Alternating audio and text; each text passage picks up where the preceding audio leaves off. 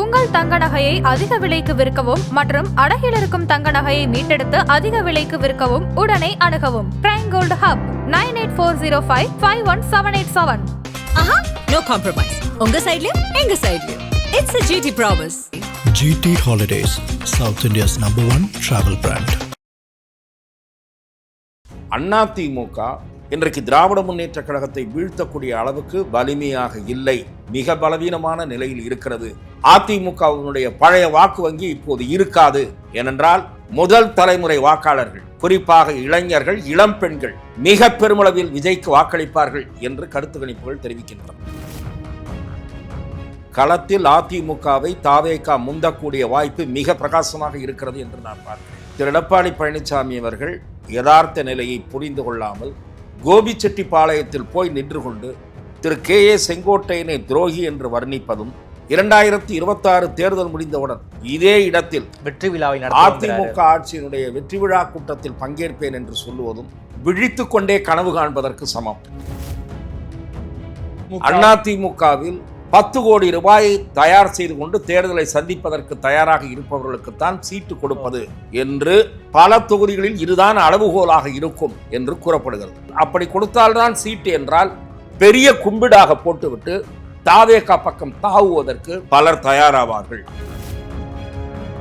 திரு OPS அணியில் தாவேகா பக்கம் போகலாம் என்ற கருத்தும் இருக்கிறது. திமுகவோடு கூட்டணியாக சேரலாம், கட்சியில் சேர வேண்டாம் என்ற கருத்தும் இருக்கிறது. திரு எடப்பாடி பழனிசாமிக்கு பாடம் புகட்டுவதற்கு நாம் எந்த முடிவை வேண்டுமானாலும் எடுக்கலாம், அதில் தவறில்லை என்று சொல்லுகிறார்கள். இதுல உறுதியாக இருப்பது நாம் தமிழர் மட்டும்தான். தனிச்சு போட்டிங்கிறது உறுதியா இருக்காங்க. தனித்து போட்டின்றது உறுதியா இருக்காரு. அதன் மூலம் வெற்றி பெறுகிற வாய்ப்பு என்பது குறைவு. அது தெரிந்தாலும் அவர் அப்படித்தான் இருக்கிறார். ஓகே. ஆகவே அவர் அவருடைய ஓட்டு சதவீதத்தில் ஒரு சிறிய அளவு சேதாரம் ஏற்படும் என்று நான் உறுதியாக நம்புகிறேன். விஜய் காரணமாக பல தரப்பினரோடு உரையாடுகிற வாய்ப்பை பெற்றவன் என்கிற முறையிலும், விஜய்க்கு கூடுகிற கூட்டம் வாக்குகளாக மாறும் என்கிற நம்பிக்கையின் அடிப்படையிலும் என்னால் இதை உறுதியாக பார்க்க முடிகிறது. திரு விஜய் அவர்கள் 20-25%, 20 முதல் 25% கீழே போக மாட்டார். தாவேகா பக்கம் போவது என்று காங்கிரஸ் முடிவெடுக்குமானால் அது சரியான முடிவாக இருக்கும். தமிழகத்தில் ஆட்சி மாற்றத்திற்கு அல்லது யாருக்கும் மெஜாரிட்டி கிடைக்காத சூழலுக்கு வழிவகுக்கும். அப்படி ஒரு புத்திசாலித்தனமான முடிவை எடுப்பதற்கு காங்கிரஸ் பயப்படுகிறது. ஓட்டு வங்கி அரசியலை குறிவைத்து ஓட்டு எப்படியாவது வாங்கி மறுபடியும் ஜெயித்து விட வேண்டும் என்ற ஒரே நோக்கத்தோடு தமிழக அரசு பொங்கலுக்கு ஒவ்வொரு குடும்பத்திற்கும் 5000 ரூபாய் பொங்கல் பரிசாக கொடுக்க இருப்பதாக செய்திகள் கசிந்துள்ளன. அது ஒரு நிர்வாக பொறுப்பற்றத்தனம், ஊதாரித்தனம். ஆதனையர்களுக்கு அன்பு வணக்கம். இன்று நம்மோடு மூத்த பத்திரிகையாளர் திருமிகு துக்ளக் ரமேஷ் வந்துள்ளார். வணக்கம் ரமேஷ் சார். வணக்கம் சார். தாவேகாவில் முன்னாள் அதிமுக அமைச்சர் செங்கோட்டையன் அவர்கள் இணைந்து விட்டார். அது மட்டும் இல்லாமல் அதிமுகவில் இருக்கக்கூடிய அதிருப்தி புள்ளிகளை தாவேக பக்கம் நோக்கி வரவைப்பதற்கான வேலையில் செங்கோட்டையன் ஈடுபட்டு இருக்காரு அப்படிங்கிற செய்திகள்லாம் பலரும் பேசிக்கிட்டு இருக்காங்க. உண்மையாலுமே அதிமுகவில் எடப்பாடிக்கு எதிராக இருக்கக்கூடிய நபர்களை செங்கோட்டையன் அவர்கள் ஒருங்கிணைத்துக் கொண்டிருக்கிறாரா? திரு செங்கோட்டையன் அவர்கள் தாவேகாவில் இணைந்த பிறகு அவரிடம் சில முக்கிய பணிகள் ஒப்படைக்கப்பட்டிருக்கிறது. அந்த பணிகளில் அவர் ஈடுபட தொடங்கி இருப்பதாக நான் அறிகிறேன். அதிமுகவிலிருந்து தாவேகாவை நோக்கி வருகிறவர்கள் யார், எப்போது வருகிறார்கள் என்கிற விவரங்கள் எனக்கு தெரியாது. ஆனால் மிக நிச்சயமாக அதிமுகவில் அதிருப்தி மனநிலையில் இருக்கக்கூடியவர்கள் சரியான தருணத்திற்காக காத்திருக்கிறார்கள் என்று நான் பார்க்கிறேன். Okay sir. அந்த சரியான தருணம் என்பது தேர்தல்களில் வேட்பாளர்களை தேர்வு செய்கிற சமயமா, அல்லது திரு ஓ பன்னீர்செல்வம் அவர்கள் டெல்லி சென்று அதிமுகவை ஒன்றிணைக்கிற முயற்சியில் ஈடுபட்டிருக்கிறார் என்று வந்திருக்கிற தகவல், அந்த முயற்சிகள் எந்த அளவுக்கு பலனளிக்கப் போகின்றன என்பதை பொறுத்தா, அல்லது பாரதிய ஜனதா கட்சி தமிழகத்தில் அதிமுக கூட்டணியை வலிமைப்படுத்த என்ன முயற்சிகளை எடுக்கிறது என்பதை பார்த்த பிறகா எது சரியான தருணம் அவர்களுடைய பார்வையில் என்பது எனக்கு தெரியாது. ஆனால் அதிமுக இன்றைக்கு திராவிட முன்னேற்ற கழகத்தை வீழ்த்தக்கூடிய அளவுக்கு வலிமையாக இல்லை, மிக பலவீனமான நிலையில் இருக்கிறது என்பதை அதிமுகவில் இருக்கக்கூடிய முன்னணி பிரமுகர்கள் 1-2 பேரே தனிப்பட்ட முறையில் உரையாடும் போது என்னிடத்தில் ஒப்புக்கொள்ளுகிறார்கள். சார், அதாவது அதிமுக பாஜக கூட்டணி அமைந்த பிறகும் திமுகவை வீழ்த்த முடியாத நிலைமை தான் இருக்குன்னு சொல்ல வரீங்களா சார்? மிக நிச்சயமாக அந்த நிலையில் தான் இருக்கிறது. ம். அதிமுக கூட்டணியில் சென்ற முறை இருந்த தேமுதிக இப்போது அதிமுக அணியில் இல்லை. ம். நாடாளுமன்ற தேர்தல் சமயத்தில் பாரதிய ஜனதா பக்கம் இருந்த பாட்டாளி மக்கள் கட்சி இந்த முறை அந்த அணியில் இல்லை. ஆமா. புதிய தமிழகம் அந்த அணியில் இல்லை. இப்படி வெவ்வேறு கட்சிகள் அந்த அணியில் இல்லை. ஆகவே அதிமுக நாடாளுமன்ற தேர்தலில் வாங்கிய 22% என்பது இன்றைக்கு மேலும் தேய்மானம் அடைந்து விஜய் கட்சிக்கு அதனுடைய வாக்கு வங்கியில் ஒரு பகுதி போய் சேர்ந்து விட்டது அல்லது விழுவதற்கு நிறையவே வாய்ப்பு இருக்கிறது என்று கருத்து கணிப்பு பயணங்களை மேற்கொண்டிருக்கக்கூடிய நண்பர்கள் கூறுகிறார்கள். அதாவது களத்துல அதிமுகவை தாவேகா முந்திக்கிறதா? களத்தில் அதிமுகவை தாவேகா முந்தக்கூடிய வாய்ப்பு மிக பிரகாசமாக இருக்கிறது என்று நான் பார்க்கிறேன். இந்த ரியாலிட்டி எடப்பாடிக்கு தெரியாதா? திரு எடப்பாடி பழனிசாமி அவர்கள் இன்னமும் தனது நிலையிலிருந்து இறங்கி வராமல், யதார்த்த நிலையை புரிந்து கொள்ளாமல், கோபிச்செட்டிப்பாளையத்தில் போய் நின்று கொண்டு திரு கே.ஏ. செங்கோட்டையனை துரோகி என்று வர்ணிப்பதும், 2026 தேர்தல் முடிந்தவுடன் இதே இடத்தில் வெற்றி விழாவை அதிமுக ஆட்சியினுடைய வெற்றி விழா கூட்டத்தில் பங்கேற்பேன் என்று சொல்லுவதும் விழித்து கொண்டே கனவு காண்பதற்கு சமம்.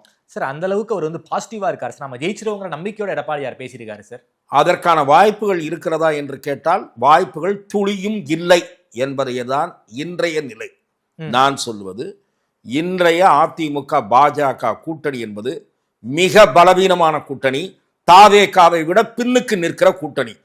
கிட்டத்தட்ட 70-80 தொகுதிகளில் அதிமுக 3வது இடத்தில் இருக்கிறது என்பதுதான் கள யதார்த்த நிலை.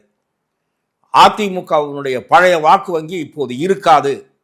ஏனென்றால் முதல் தலைமுறை வாக்காளர்கள், குறிப்பாக இளைஞர்கள், இளம் பெண்கள் மிக பெருமளவில் விஜய்க்கு வாக்களிப்பார்கள் என்று கருத்து கணிப்புகள் தெரிவிக்கின்றன. அது தவிர விடுதலை சிறுத்தைகளுக்கு வாக்களித்து வந்த, அரசியலில் இதுவரை ஓட்டு செலுத்தாத, அதாவது வெவ்வேறு கட்சிகளுக்கு வாக்களித்து வந்த இளைஞர்கள், ஓட்டு செலுத்தாத என்றால் தாவேகா என்கிற கட்சி இப்போதுதான் உதயமாகி இருக்கிறது, முதல் தேர்தலை சந்திக்கிறது. நாடாளுமன்ற தேர்தலின் போதே அந்த கட்சி பிறந்து விட்டது. ஆனால் தேர்தல் இப்போதுதான் சந்திக்கிறது. முதல் தேர்தல் இதுதான். ஆகவே சென்ற தேர்தலில் இப்போது தாவேகாவில் இருக்கக்கூடியவர்கள் வெவ்வேறு கட்சிகளுக்கு வாக்களித்திருக்கிறார்கள். நாம் தமிழருக்கு வாக்களித்திருக்கிறார்கள், விடுதலை சிறுத்தைகளுக்கு வாக்களித்திருக்கிறார்கள், அதிமுகவுக்கு வாக்களித்திருக்கிறார்கள். அவர்களெல்லாம் திரும்பவும் தாவேகா தங்களுடைய தலைவராக ஏற்றுக்கொண்டிருக்கக்கூடிய விஜய்க்கு வாக்களிப்பார்கள். அதன் மூலம் விஜய்க்கு ஒரு புதிய பலம் கூடுகிறது. எவ்வளவு சார் வரும்? அது தவிர மாற்றத்தை விரும்புகிற வாக்காளர்கள் தமிழகத்தில் 18% இருக்கிறார்கள். ஆகவே விஜய் என்ற வலிமையான சக்தி, அவருடைய சுற்றுப்பயணத்தின் போது காணப்படுகிற எழுச்சி என்பது அந்த மாற்றத்தை விரும்புகிற வாக்காளர்களுடைய ஆதரவு என்று நான் அதை பார்க்கிறேன். ஆகவே இன்றைய தேதியில் அதிமுகவில் இருந்து உடனடியாக அதிருப்தியாளர்கள் அல்லது வேறு பக்கம் போகலாமா என்கிற சிந்தனையில் இருப்பவர்கள் உடனடியாக முடிவெடுக்காவிட்டாலும் வருகிற மாதங்களில் அந்த முடிவை எடுக்கக்கூடும். டிசம்பர் இறுதியிலோ ஜனவரியிலோ தமிழக அரசியலில் காட்சிகள் மாறலாம். அதிமுகவில் சீட்டு இந்த முறை கொடுப்பதற்கு ஒரு யாட்ஸ்டிக் வகுக்க போகிறார்கள் என்று நான் கேள்விப்படுகிறேன். என்ன யாட்ஸ்டிக் சார்? 10 கோடி ரூபாய் தயார் செய்து கொண்டு தேர்தலை சந்திப்பதற்கு தயாராக இருப்பவர்களுக்குத்தான் சீட்டு கொடுப்பது என்று பல தொகுதிகளில் இதுதான் அளவுகோலாக இருக்கும் என்று கூறப்படுகிறது. அப்படி 10 கோடி ரூபாய் தான் சீட்டு அப்படி கொடுத்தால்தான் சீட்டு என்றால் பெரிய கும்பிடாக போட்டுவிட்டு தாவேகா பக்கம் தாவுவதற்கு பலர் தயாராவார்கள். அதிமுகவிலிருந்து பல முக்கிய தலைகள் தாவேகாவுக்கு போக முக்கிய தலைகள் என்றெல்லாம் நீங்கள் உங்கள் வார்த்தையை என் வாயில் திணிக்காதீர்கள். ஒரு சில பேர் உங்களால் முக்கிய தலைவர்களாக பார்க்கப்படுபவர்களாக இருக்கலாம், முக்கிய தலைவர்கள் இல்லாமல் இருக்கலாம், கீழ்மட்ட ஒன்றிய செயலாளராக இருக்கலாம். அவர் தனக்கு சீட்டு வரும் என்று காத்திருப்பார்.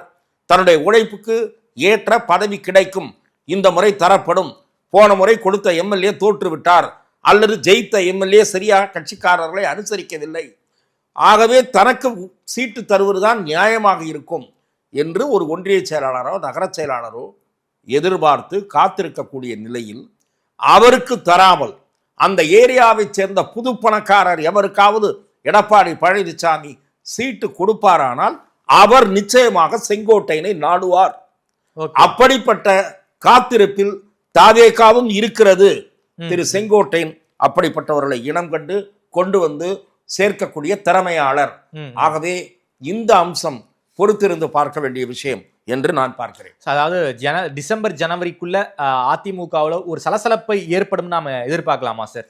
நீங்கள் எப்படி கட்சியை கையாளப் போகிறீர்கள், உங்களிடம் யார் கூட்டணிக்கு வரப்போகிறார்கள் என்பதையெல்லாம் பொறுத்து சில சம்பவங்கள் அரங்கேறலாம் என்று நான் பார்க்கிறேன். ஓகே சார், அதிமுக பாஜக கூட்டணி அமைந்துருச்சு, இருந்தாலும் இந்த என்டிஏவை பலப்படுத்தக்கூடிய வேலையை பாஜக பார்க்கவில்லை அப்படிங்கிற ஒரு குற்றச்சாட்டு இருக்கே சார். ஏன் சார் அவங்க அமைதியா இருக்காங்க? பீகார் எலெக்ஷன்லாம் முடிஞ்சிருச்சு, தமிழ்நாடு எலெக்ஷன் நெருங்கிக்கிட்டு இருக்கு, இருந்தாலும் தமிழ்நாட்டிலையும் பாஜக கவனம் செலுத்தாம இருக்காங்க சார். என்டிஏ அலையன்ஸை பலப்படுத்துகிற வேலையை பாஜக தான் பார்க்க வேண்டும் என்றால் திரு எடப்பாடி பழனிசாமி எதற்கு இருக்கிறார்? சாப்பிட்டு விட்டு வீட்டில் தூங்குவதற்கா? அவருக்கு அந்த பொறுப்பு இல்லையா? தேமுதிகவுடைய பிரேமலதாவை போய் மதுரையில பார்த்தாங்க, பார்த்தா துக்கம் விசாரிக்க பார்த்தேன்னாரு. 1.5 மணி நேரம் அவரை உட்கார வைத்தார். உங்களுக்கு அவமானமாக இல்லையா என்று நான் கேட்கிறேன். துக்கம் விசாரிக்க பார்ப்பதற்கு 1.5 மணி நேரம் பார்த்திருந்து விட்டு கூட்டணி பேச்சுவார்த்தை நடத்தவில்லை என்கிறீர்கள். அந்த அம்மா மீட்டிங்கில் எங்கள் கட்சிக்கிட்ட கெஞ்சுறாங்க, எங்கள் கட்சியை எல்லாரும் கேட்டுட்டு இருக்காங்க, கூப்பிடுறாங்கன்னு சொல்லுது. அதிமுகவையும் பேசுது, திரு ஏவா வேலுவோடையும் பேசுறாங்க. அப்ப என்ன மாதிரி உங்க நிலைமை இருக்கு? பாஜக தான் இறங்கி வேலை செய்யணும்னா திரு எடப்பாடி பழனிசாமி செய்ய மாட்டாரா? ஏன் டாக்டர் ராமதாஸிடம் தூது அனுப்புங்களேன். போனீங்களா? யாராவது போனீங்களா? ஆகவே பாரதிய ஜனதாவை மட்டுமே நம்பி இருக்கக்கூடிய நிலையில் நீங்கள் இருப்பதை முதலில் உணர்ந்து கொள்ளுங்கள். பாரதிய ஜனதா இன்றைக்கு ஓபிஎஸ் டெல்லிக்கு அழைத்திருக்கிறது. ஓகே, அந்த பேச்சுவார்த்தை பயனளிக்குமா என்பதில் எனக்கு சந்தேகம் இருக்கிறது. ஓகே, பாரதிய ஜனதாவின் முயற்சி கைகூடுமா என்பது எனக்கு சந்தேகம். ஏனென்று சொன்னால் திரு ஓ பன்னீர்செல்வம் தேசிய ஜனநாயக கூட்டணியில் ஒரு உறுப்பு கட்சியாக இருக்க தயாராக இல்லை என்பதுதான் அவரது கட்சியிலிருந்து எனக்கு கிடைக்கும். அதாவது அவர் அதிமுகவுக்குள்ள அகாமடேட் ஆக ஓபிஎஸ் விரும்புகிறாரா? அதிமுகவுக்குள் முக்கிய பொறுப்பளித்து சேர்த்துக் கொள்ளப்பட வேண்டும் என்று அவர் நிபந்தனை விதிப்பார் என்று எனக்கு தோன்றுகிறது. ஓகே, அதுக்கு எடப்பாடி தயாரா இல்லை. அதற்கு திரு எடப்பாடி பழனிசாமி தயாராக இல்லை என்றால் திரு ஓ பன்னீர்செல்வம் அவருடைய வழியை அவர் தேர்ந்தெடுத்துக் கொள்வார். பாரதிய ஜனதாவின் நிர்பந்தத்திற்கு அவர் பணிவார் என்று நான் கருதவில்லை. அப்படி இருந்தாலும் பாஜகவோடு முரண்பட்டு வெளியே வந்துட்டாரு ஓபிஎஸ். இருந்தாலும் எதுக்கு சார் டெல்லி போய் பாஜக புள்ளிகள் அவர் சந்திக்கணுங்கிற ஒரு கேள்வி. பாரத பிரதமர் அல்லது பாரதிய ஜனதா கட்சியினுடைய தலைவர்கள் மீது அவருக்கு மரியாதை இருக்கிறது. யாராக இருந்தாலும் ஒருவர் அழைக்கிறார் என்றால் அந்த அழைப்பை ஏற்று மதித்து செல்லுவது என்பது பண்பாடு. அந்த பண்பாடு காரணமாக அவர் போயிருக்கலாம். அரசியல் பேச்சுவார்த்தைகளுக்குத்தான் அவர் போயிருக்கிறாரே தவிர சில பேர் சொல்லுவதைப் போல தேர்தல் கமிஷன் வேலையை பார்க்க போனார் என்று நான் நம்ப தயாராக இல்லை. அவருடைய கட்சியைச் சேர்ந்தவர்களிடமும் பாரதிய ஜனதா அழைத்திருக்கிறது என்று சொல்லித்தான் அவர் போயிருப்பதாக நான் அறிகிறேன். ஆனால் அவர் எடப்பாடி பழனிசாமி அவரை உள்ளே சேர்த்துக் கொள்ள மாட்டேன், கூட்டணியாக வேண்டுமானால் அவர் இருக்கட்டும் என்று சொன்னால் அந்த வாதத்தை திரு ஓ பன்னீர்செல்வம் ஏற்றுக்கொள்ள மாட்டார் என்பதுதான் அவர் வழியாக அல்லது அவருக்கு நெருக்கமானவர்கள் வழியாக எனக்கு நேரடியாக கிடைத்த தகவல். ஓகே சார், ஒருவேளை ஓபிஎஸ் அவர்கள் அதிமுகவில் அகாமடேட் செய்யப்படவில்லை என்றால் ஓபிஎஸ்க்கு என்ன ஆப்ஷன் இருக்கு? திமுக ஓபிஎஸ் அவர்கள் திரு ஓபிஎஸ் அவர்கள் திரு டிடிவி தினகரனை போல தன்னுடைய ஆப்ஷனை ஓப்பனாக வைத்துக் கொள்வார். ஓகே, அம்மா மக்கள் முன்னேற்ற கழகம் அநேகமாக திரு விஜய் அவர்கள் தலைமையிலான தாவேகாவுடன் கூட்டு சேர்வதற்கான வாய்ப்புகள் அதிகம். சரி, ஆனாலும் யாராக இருந்தாலும் ஒரு நெருடல் ஏற்பட்டால் அடுத்த ஆப்ஷனும் ஒன்று வைத்துக் கொள்வார்கள். என்னை பொறுத்தவரை திரு ஓபிஎஸ் அணியில் தாவேகா பக்கம் போகலாம் என்ற கருத்தும் இருக்கிறது. திமுகவோடு கூட்டணியாக சேரலாம், கட்சியில் சேர வேண்டாம் என்ற கருத்தும் இருக்கிறது. திரு எடப்பாடி பழனிசாமிக்கு பாடம் புகட்டுவதற்கு நாம் எந்த முடிவை வேண்டுமானாலும் எடுக்கலாம், அதில் தவறில்லை என்று சொல்லுகிறார்கள். எடப்பாடியை வீழ்த்துவதற்கு திமுகவை ஆதரிக்க கூட ஓபிஎஸ் தயாராகி விடுவார், நாம் எடுத்துக்கலாமா? அதைத்தான் நான் சொல்லுகிறேன். இதற்கு எதிராக ஒரு வாதம் முன்வைக்கப்படுகிறது. திரு ஓபிஎஸ் அவர்கள் அம்மா அவர்களால் 3 முறை முதலமைச்சராக்கப்பட்டவர். அவர் போய் திமுகவை ஆதரிக்கலாமா என்கிற கேள்வி சிலரால் எழுப்பப்படுகிறது. அதற்கு திரு ஓபிஎஸ் தரப்பிலே இன்னொரு பதிலும் கூறப்படுகிறது. அவர்கள் என்ன சொல்லுகிறார்கள் என்றால், புரட்சித் தலைவர் எம்ஜிஆருக்கு மிக நெருக்கமாக இருந்த திரு ஆரம்பி அவர்களும் புரட்சித் தலைவர் எம்ஜிஆரால் செல்லமாக பாதுகாக்கப்பட்டு அரசியலில் வளர்க்கப்பட்ட திரு திருநாவுக்கரசர் அவர்களும் திமுகவோடு கூட்டணி கட்சியாக இருந்திருக்கிறார்கள். ஆகவே திரு ஓபிஎஸ் போனால் அதில் தவறில்லை, கூட்டணி கட்சியாக போனால் தவறில்லை என்ற வாதமும் முன்வைக்கப்படுகிறது. இதில் திரு ஓபிஎஸ் அவர்கள் என்ன முடிவெடுக்கப் போகிறார் என்பதை பொறுத்திருந்துதான் பார்க்க வேண்டும். ஆனால் அவர் என்ன முடிவெடுத்தாலும் சரி, அவர் ஓபிஎஸும் அமமுகவும் என்ன முடிவெடுத்தாலும் சரி, அதில் தேர்தல் களத்தில் பாதிக்கப்பட போவது எடப்பாடி பழனிசாமி தானே தவிர அவர்கள் அல்ல. ஓபிஎஸ்ஓ டிடிவியோ அல்ல. ஓகே. ஓபிஎஸ்ஓ டிடிவியோ சேருகிற இடத்தில் ஜெயித்து விடுவார்கள். அதிமுக ஆட்சிக்கு வராது. டிசம்பர் 15ஆம் தேதி ஓபிஎஸ் அவருடைய முடிவு நமக்கு தெரிஞ்சிடும்னு எடுத்துக்கலாமா சார்? ஏன்னா 15ஆம் தேதி ஒரு டைம் லைனை ஃபிக்ஸ் பண்ணியிருந்தாரு. அது ஒரு வாரம் முன்னாடியும் தெரியலாம், ஒரு வாரம் பின்னாடியும் தெரியலாம். 15ஆம் தேதினா 15ஆம் தேதியே முடிவு எடுத்துடணுமா? 15ஆம் தேதிக்கு பிறகு அவர் ஒரு கூட்டம் போடலாம். அநேகமாக அவர் 15ஆம் தேதிக்கு முன்னாடி முடிவெடுப்பதற்கான வாய்ப்பும் இருக்கு. 15ஆம் தேதி எடுக்கிறது ஏன்னா மார்கழிக்கு முன்னாடி முடிவு எடுத்துருவார். அவர் இதெல்லாம் பார்ப்பார். ஆகவே மார்கழியில் எடுக்கணும், இல்லை தையில் எடுக்கணும். ஓகே. தை என்பது தாமதமாக கூட இருக்கலாம், தெரியவில்லை, என்ன செய்ய போகிறார் என்று தெரியாது. ஓகே. ஆனால் திரு ஓபிஎஸ் அவர்களை எப்படியாவது இந்த அணிக்குள் வைத்திருக்க வேண்டும் என்று பாஜக விரும்புகிறது. ஓகே. அது எப்படி செய்ய போகிறார்கள் என்று எனக்கு புரியவில்லை. அதாவது ஓபிஎஸ் அவர்கள் டிடிவி அவர்கள் என்ன முடிவு எடுத்தாலும் அது எடப்பாடிக்கு மைனஸா தான் போய் முடியும்னு சொல்ல வரீங்களா சார்? எடப்பாடிக்கு நிச்சயமாக மைனஸ் தான். Okay sir. அதே போல தமிழ்நாட்டில் ஒரு 4 முனை போட்டி இருக்கு சார். திமுக கூட்டணி, அதிமுக கூட்டணி, அதே போல விஜய், நாம் தமிழர் ஒரு 4 முனை போட்டியா தான் இப்போது வரைக்கும் இருக்கு. ஆனாலும் முடிவெடுக்காம பல்வேறு கட்சிகள் இருக்காங்க. டிஎம்டிகே, அமமுக விஜய் பக்கம் போவாங்கன்னு சொல்றீங்க. ஆனாலும் முடிவு அவங்க வெளிப்படையா எடுக்கல. பாமக 2 ஃபேக்ஷன் அவங்களும் எந்த ஒரு முடிவும் எடுக்கல. புதிய தமிழகமும் எந்த ஒரு முடிவும் எடுக்கல. இந்த முடிவெடுக்காத கட்சிகள் என்ன மைண்ட் செட்ல சார் இருக்காங்க? எப்போ இந்த கூட்டணி பேச்சுவார்த்தை? அதாவது ஃபென்சிட்டர் என்று சொல்வார்கள், அவர்கள் எல்லாம் மதில் மேல் போனைகளாக இருக்கிறார்கள். எந்த பக்கம் பாய்வது, எந்த பக்கம் தாவுவது என்று இருக்கிறார்கள். தங்கள் பேர வலிமையை கூட்ட வேண்டும் என்று நினைக்கிறார்கள். அதைத்தான் நான் உங்களுக்கு சொன்னேன். தேமுதிக அதிமுகவுடன் பேசிட்டு இருக்கு, திமுகவுடன் பேசிட்டு இருக்கு. பாமகவுடைய 2 அணிகள்ல அதை இணைக்கக்கூடிய முயற்சி எடுக்கணும். அது பாரதிய ஜனதா அந்த முயற்சியில் ஈடுபடும். இணைக்க முடியலன்னு வச்சுங்க, 2 பேரும் ஒரே அணியில் இருந்தால் கூட ஒருத்தருக்கு இன்னொருத்தர் எந்த அளவு உதவி பண்ணுவாங்கன்றதெல்லாம் கேள்விக்குறி. அது கழுத்தறுப்பு வேலைகளுக்கு வழிவகுக்க கூட கூடும். ஆகவே இவங்களாம் என்ன செய்ய போகிறாங்கன்னு தெரியாது. புதிய தமிழகமும் ஆட்சியில் பங்கு வேணும்னு சொன்னார். இப்போ அந்த கோரிக்கை தொப்புன்னு கை விட்டுருவாரா? பிரேமலதாவும் ஆட்சியில் பங்கு பற்றி பேசிச்சு. இப்போ அதை மறந்துட்டு கொடுக்கறத வாங்கிக்குவோம், பலமாக கவனிச்சாங்கன்னா போதும் அப்படின்ற முடிவுக்கு வர போகிறாங்களா?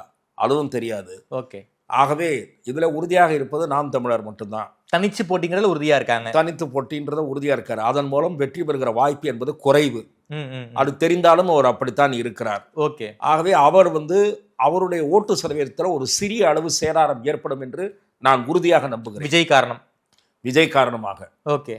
ஆகவே போட்டி என்பது 4 முனையாக இருக்காது, 3 முனையாகத்தான் இருக்கும். 3 முனையில் விஜய் 2ஆம் இடத்தை நோக்கி முன்னேறி கொண்டிருக்கிறார் என்று நான் பார்க்கிறேன். சார், விஜய்க்கு கட்டமைப்பு இல்ல, பிரச்சனை களத்துல பல்வேறு பிரச்சனைகள் இருக்குன்னு சொல்றாங்க.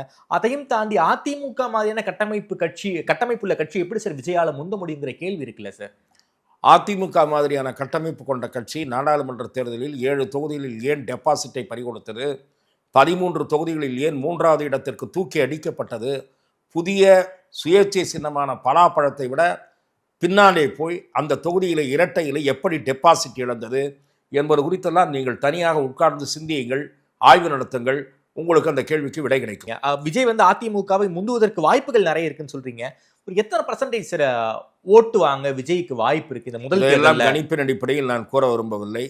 கருத்து கணிப்புகளை மேற்கொண்டு இருக்கக்கூடிய, களத்திலே போய் பயணித்துக் கொண்டிருக்கக்கூடிய நண்பர்கள் எனக்கு தருகிற தகவலை நான் உங்களுக்கு சொன்னேன்.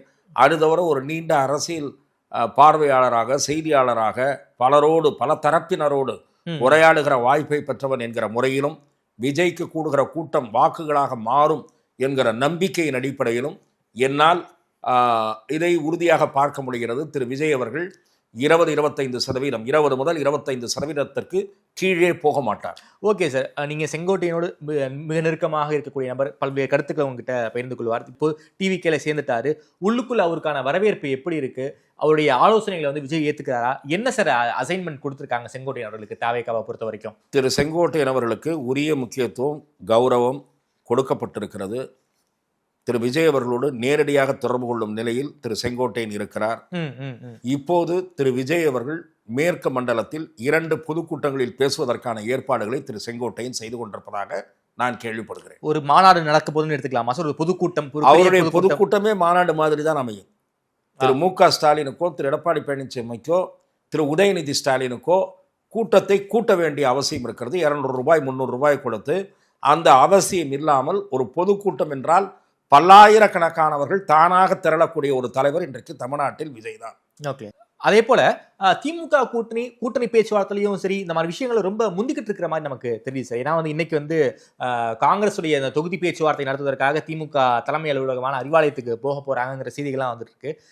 இன்னும் நாட்கள் இருக்கு இன்னும். ஆனால் அதுக்கு முன்னாடியே திமுக கூட்டணி பேச்சுவார்த்தையை ஸ்டார்ட் பண்ணிட்டாங்களே, இது எதை சார் உணர்த்துகிறது? காங்கிரஸ் எந்த பக்கமும் போய்விடக்கூடாது, குறிப்பாக தாவேகா பக்கம் போய்விடக்கூடாது என்கிற உதறல் திமுகவுக்கு ஏற்பட்டிருக்கு.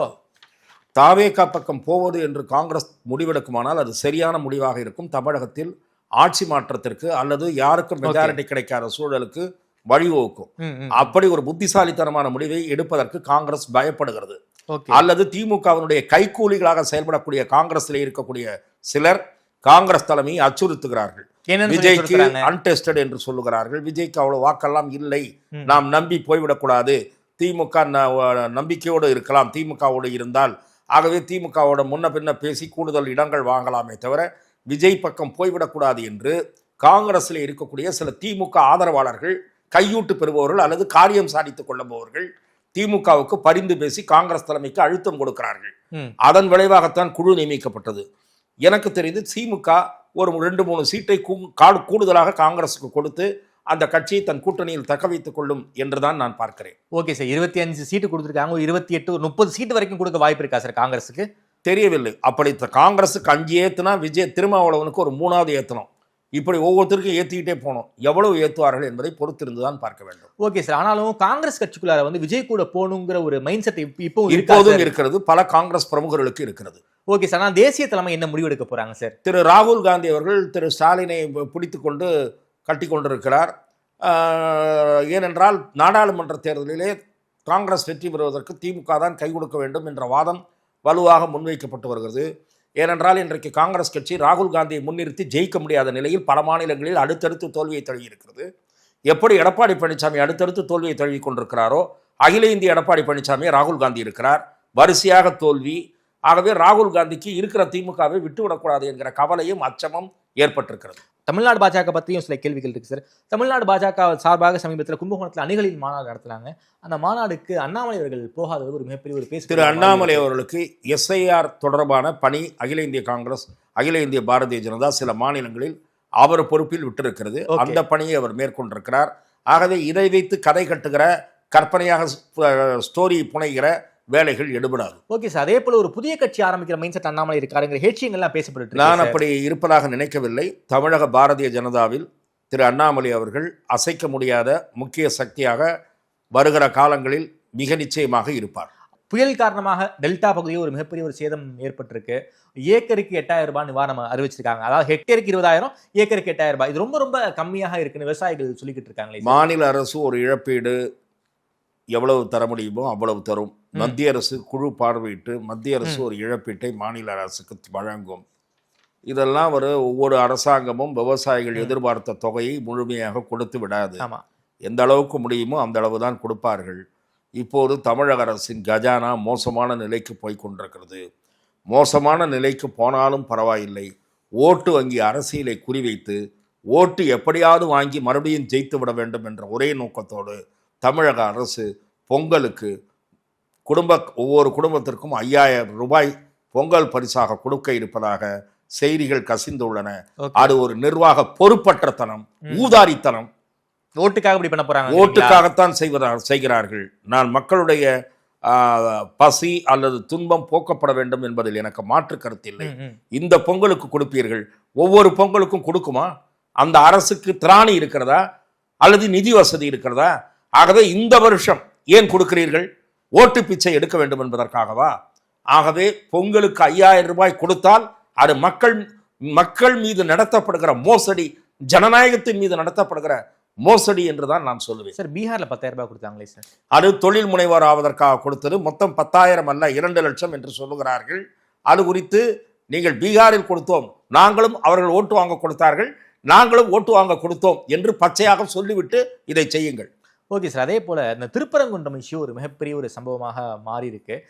40 ஆண்டுகளுக்கு மேலாக மலை மேல இருக்கக்கூடிய ஒரு மண்டபத்தில் தீபம் ஏற்றிக்கிட்டு இருக்காங்க. அது மட்டும் இல்லாம இந்த வருஷம் தர்காவுக்கு பக்கத்தில் இருக்கக்கூடிய அந்த விளக்கு தூண்லையும் தீபம் ஏற்றணுங்கிற ஒரு ஆர்டர் போட்டிருக்காங்க. அதை எதிர்த்து அறநிலையத்துறை போயிருக்காங்க. இது எப்படி சார் பார்க்க? திருப்பரங்குன்றம் மலையில் தீபம் ஏற்ற வேண்டும் என்று நீண்ட காலமாக கடைபிடிக்கிற நடைமுறையை நிறுத்துவதற்கு அல்லது இஸ்லாமிய வாக்காளர்களை திருப்திப்படுத்துவதற்கு, அல்லது இதை செய்தால் இஸ்லாமியர்கள் திருப்தி அடைவார்கள் என்று கருதி இஸ்லாமியர்களை நீங்கள் குறைவாக எடை போடுகிறீர்கள். இந்துக்களுடைய மன உணர்வுகளோடு இந்த அரசாங்கம் விளையாடுகிறது. ஹிந்து அறநிலையத்துறை நீதிமன்ற உத்தரவை எதிர்த்து மேல்முறையீடு செய்வது என்பது இந்துக்களை புண்படுத்துகிற செயல். இந்த அரசு ஓட்டு வங்கி அரசியல் நடத்துகிறது, இஸ்லாமியர்களை தாஜா செய்கிற அரசியல் நடத்துகிறது. இது ஒரு நாத்திகவாத அரசு. இந்த செயல்பாட்டில் நான் வியப்படையவில்லை. இந்துக்கள் தன்மான உணர்வோடு இதை புரிந்து கொண்டு, திமுக இந்துக்களோடு விளையாடுகிறது என்று புரிந்து கொண்டு, திமுகவை தேர்தல் நேரத்தில் பாடம் புகட்டுவதற்கு இந்துக்கள் இதை ஒரு சரியான உதாரணமாக பார்க்க வேண்டும். ஏனென்றால் அறிவு திருவிழா என்ற பெயரில் நாத்திகவாதிகளை கூட்டி வைத்துக் கொண்டு கும்மாளம் அடிக்கிற வகையில் ஒரு கூட்டம் போட்டார்கள் 2 நாள். அங்கே பேசியவர்கள் அத்தனை பேரும் பாதி பேர் தீக்காக்காரர்கள், பாதி பேர் லெப்டிஸ்ட். ஆகவே திமுக என்பது பாதி தீக்காவாகி கொண்டிருக்கிறது. தீபத்தை நீங்கள் நிறுத்திவிட்டால் திருவண்ணாமலையில் லட்சக்கணக்கான மக்கள் திரளுகிறார்களே. உங்கள் ஈவேரா தோற்று போய்விட்டாரே இந்த தமிழ்நாட்டில். ஈவேராவால் ஒன்றும் நடக்கலையே இங்க. நீங்க இன்னும் ஈவேரா கூத்தடிச்சிட்டு இருக்கீங்க. ஆகவே தீபத்தை மறைப்பதன் மூலம் திமுக இருளில் மூழ்கப் போகிறது என்றுதான் நான் பார்க்கிறேன். இது மட்டும் கேட்டுக்கேன் சார், திமுக பாதி தீக்காவா மாறிடுச்சுங்கிறீங்க.